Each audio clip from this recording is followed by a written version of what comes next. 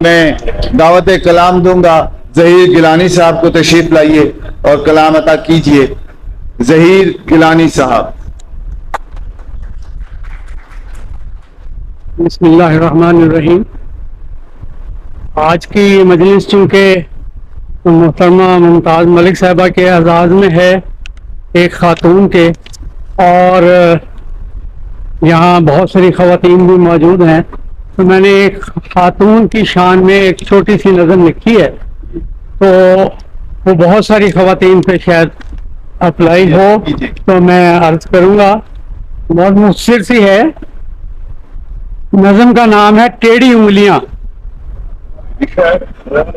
یہ باوقار بوڑھی عورت، ہنرمند فنکار عورت، مصورہ ہے، شاعرہ ہے، موسیقارہ ہے.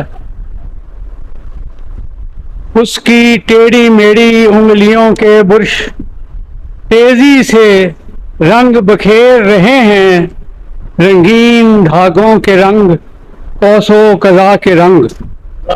یہ عورت پیانو بجا رہی ہے، یہ عورت پیانو بجا رہی ہے، کھڈی اس کا پیانو ہے. یہ عورت پیانو بجا رہی ہے، کھڈی اس کا پیانو ہے. یہ عورت شاعرہ ہے، گیت بنتی ہے، اس کے گیت کا نام قالین ہے.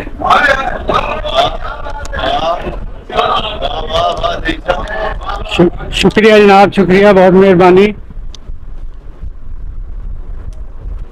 اس کی گٹھیا زدہ انگلیوں سے بنے قالین، اس کی گٹھیا زدہ انگلیوں سے بنے قالین، پیانو بجاتی حسیناؤں کے قدموں میں، شاعروں کے خیالوں میں بچھے رہتے ہیں.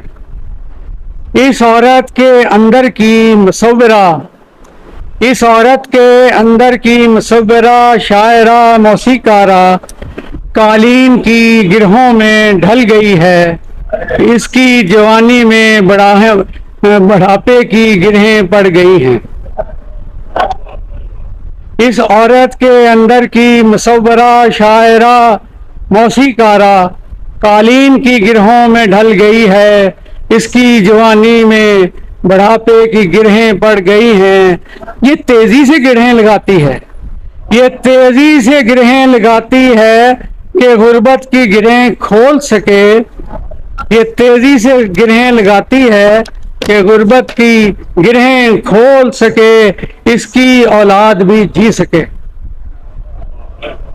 یہ باوقار بڑھیا، یہ فنکار بڑھیا غیور ہے، صبور ہے، جنت کی حور ہے. یہ عورت ہے، یہ مزدور عورت ہے، یہ مجبور عورت ہے، یہ مجبور عورت ہے. شکریہ.